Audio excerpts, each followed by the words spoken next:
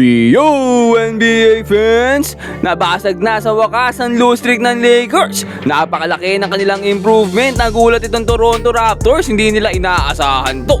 LeBron James nag-aapit na nga. Nakapagtala pa ng bagong NBA record. Pag-usapan natin yan. Kaya huwag na natin patagalin pa. Tara na, let's go!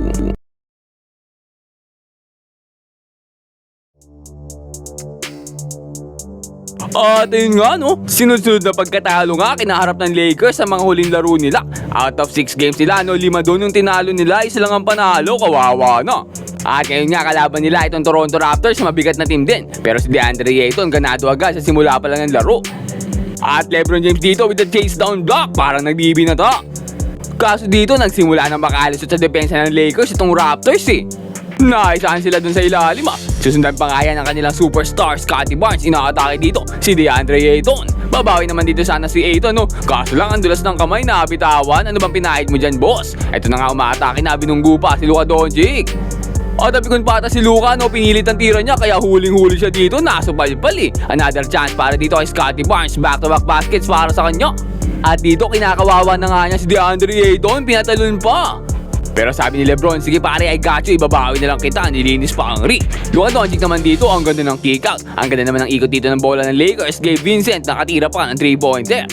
Pero dito, no, pinasok na ng Raptors ang kanilang player na balbas salado. Napakahaba ng pangalan, muntik pa nga mabitawan ng bola, pero kinaya pa rin niya si Luka doon. Solid din tong player na to ah. Kaso papahirapan ako, tingnan mo naman, anong basa dyan? Ano raw? Mamu mo. Napakahaba naman kasi, napapakamot ako ng ulo dito ah. Mamo Kelashvili pala. Ang haba kasi ng apelyido. Ano ba naman lahi ito? Pero ang haba rin naman niya, no? Parang apelyido niya. Nakakuha nga sila dito ng mga offensive rebound, nabibigyan ng chance sa mga teammates niya. At dito nga nagpapasa na sila. At si Mamo na nga ang tatapos niyan. Pero sabi ni Luka, anong Mamu? Andito pa si Luka Doncic from Slovenia. Tumira pa ng step back 3. Kaso talagang mainit sa first quarter itong si Mamo Kelashvili. Taking over para sa Raptors at pinatalon pa si Jackson Hayes. Saan ka punta boy? Pero Luka Doncic nga dito nag-iinit na rin sa unang quarter. Another 3-pointer para sa kanya. Kay Mamo nga sana ulit bibigyan bola dito pero nabasa ng Gabe Vincent. What a steal! At bigay na nga kay Luka Doncic ang bola. Luka Doncic nagbapadali. Sinalaksakan na 3 defender. Nakipasok pa rin. Panis kayong 3. Sayang hindi binilang ni Luka no? Pero ito 1, 2, 3 points ang ibibigay ni Mamu. Buti na lang inakakuha ng last second floater itong si Gabe Vincent. Kaya nabababa ang lamang dito ng Raptors sa 7 pagtapos ang ating unang quarter. Second quarter no, pinasok na nga ng Lakers dito itong si Austin Reeves. Nagbintis naman ang tira niya dito. Buti lang doon si Ayton para sa tip-in. Ang ganda naman ng pass niya dito kay LeBron James for the 3. Speaking of magandang pasa, Marcus Smart dito with a no-look alley-oop pass. LeBron James naman dito nag-ahapit na no, tumiturn around fadeaway jumper pass. Swabing-swabe. Barnes naman dito aatakin ng 4 na defender ng Lakers. Nakasubaybal tuloy siya ni Vanderbilt. Nasobrahan na ata sa kumpiyansa sa sarili. Fast break para sa Lakers. LeBron James nagpapadali pero binigay niya kay Ayton. Din-wrap off lang pala. Smart naman sana dito, susubok ulit ang alley-oop. Kaso nabasa na yung play nila Nakuhaan sila ng steal. Fast break para sa Raptors. Muntik pa nga maagawan dito. Pero na-recover ni Scottie Barnes at dinakdak na. Pero Lakers dito ang bilis ng sagot. Marcus Smart pinatulit ang bola. LeBron James nga tatapos dyan. May kasama pang foul. And 1. At nakuha na nga ulit ng Lakers dito. Ang kalamangan, umalley-oop pa si Luka. Pero itong si Mamu nakalusot ata sa referee. Hindi na ito traveling parang Jordy to the ends of the earth na to Ang ganda pa naman sana ng galaw niya. Kaso hindi rin naman natawagan kaya counted pa din. Pero Luka Doncic nga dito, dino-double team na. At na-open na nga itong si Austin Reeves. Teka, ba't parang tumanda ata si Austin Reeves? Na-stress ata, puro talo ang Lakers sa mga nakaraan Pero kidding aside mga pare ko, ito nga pala si Drew Team. Ito nga pala ang forward ng Lakers na bago lang nagamit. Nabigyan siya ng chance na makapaglaro dahil wala nga si Austin Reeves at pinahanga naman niya si JJ Redick kaya ginagamit ulit siya ngayon. Ayun lang naman konting info sharing lang. Back to the ball game tayo. At ito na nga Luka Doncic turn around alley-oop papunta kay Ayton. Nilamon ng defender niya at initigan pa. Kaso talagang hindi nila mapigilan ito si Mamo Kelashvili. Salos siya na nga umi-score para sa Toronto Raptors. Pero ito na ang former Laker Brandon Ingram umaatake na. Gumagana na ata. Susubok pa sana ng 3-pointer sa corner kaso ang layo Buti lang nakuha ang putback na yun. Ingram na naman dito sumasalaksak. Same spin move pero this time fade away naman. Aba, pinapakitaan ng kanyang former team At dito nga nagsimula na mag-init si Brandon Ingram. Leaves it for Brandon. This is a little bit of a heat check for him. Guess what? Ang ganda pa ng inside pass niya dito, naisahan si DeAndre Ayton eh.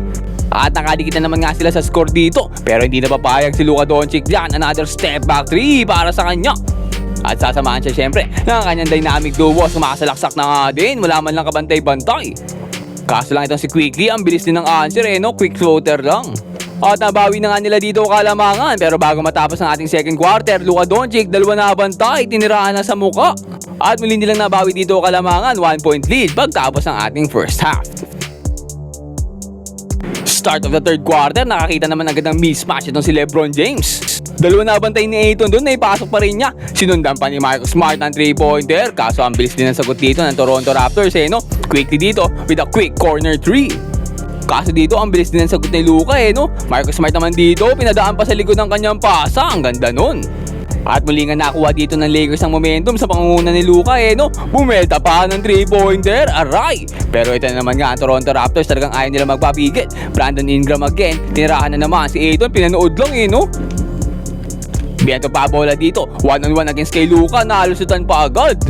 At dito nga no, bago pa sila nagbintes, naputo ng run. Kaso lang nakuha ulit nila ang offensive rebound. Napaganda pa nga offensive Brandon Ingram sa 3. Patay na, humahabol na naman nga Toronto Raptors. Pero kada humahabol sila, no, Luka Doncic talagang sina-shutdown sila. At ito nga, speaking of shutdown, ang gandang block mula kay LeBron, ang gandang block mula kay Luka Doncic. At LeBron James nga dito nagmamadali na. Fast break mag-isa, hindi na kailangan ng kakampiyan.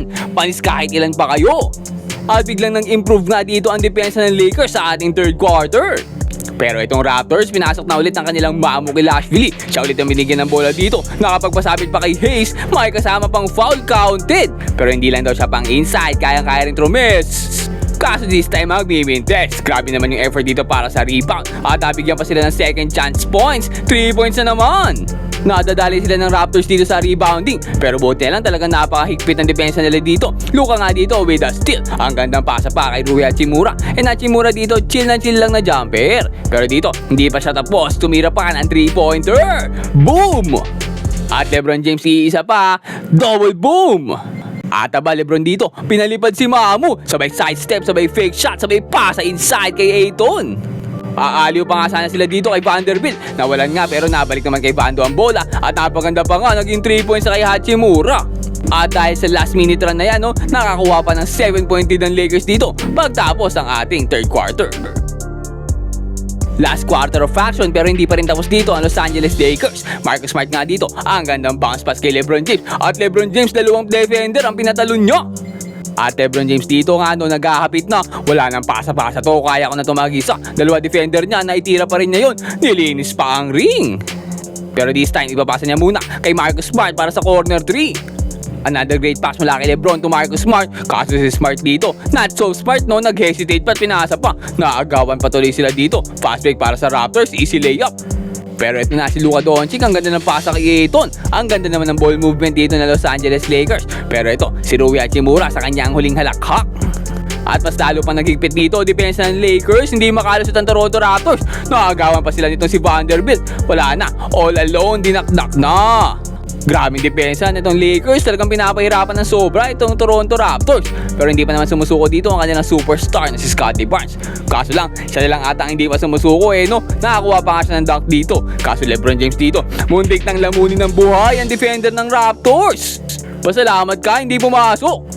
Pero by this time na masyado na talagang malaki kalamangan ng Lakers, kaya pinagpahinga na ang superstar duo nila. At pinasok na nga dito ang mga tagapagpainit ng bangko. Nick Smith Jr. nga, nakawa pa rin sa kanya. Pero ayan na nga magsesecure ng panalo ng Lakers dito sa score na 110-93. Great performance mula dito kay Luka Doncic at sa Lakers. Pero hindi siya ang ating best player of the game ngayon dahil ang player of the game natin ay walang iba kundi si DeAndre Ayton. Nakapagbigay lang naman siya ng 25 points, 13 rebounds, at aba hindi nagbintis. Malaking improvement to para sa kanya. Double-double, tas perfect game, solid. Samantalang si LeBron James naman nakapagbigay ng 24 points, 4 rebounds at may kasama pang 7 assists. Pero bukod dyan, nakapagtala pa siya ng new NBA record. Dahil currently nakakuha na nga siya ng 51,000 points. Grabe! Siya nga yung number 1 sa all-time leaderboards eh, no? Ang kalaban na lang niya dito, sarili niya eh. Paano ba naman? Yung number 2 sa kanya dito ay si Kareem Abdul-Jabbar na meron lang 44,000 points. Matagal nang retired dyan eh. Yung mga natitira na lang active dito ay si Harden, KD at Curry. Pero kasi masyado na silang matanda no para mahabol yung 51,000, masyado pang malaki yan. Kaya sa ngayon mukhang imposible pa mabit yung record na yon. Pero kayo, ano sa tingin nyo? Tingin nyo ba ay meron pa makakabit niyan ng mga future generations? Comment down below and mag-subscribe ka na rin sa ating channel para lagi kang updated sa mga latest NBA happenings. Ayun lang for today. Peace out and God bless.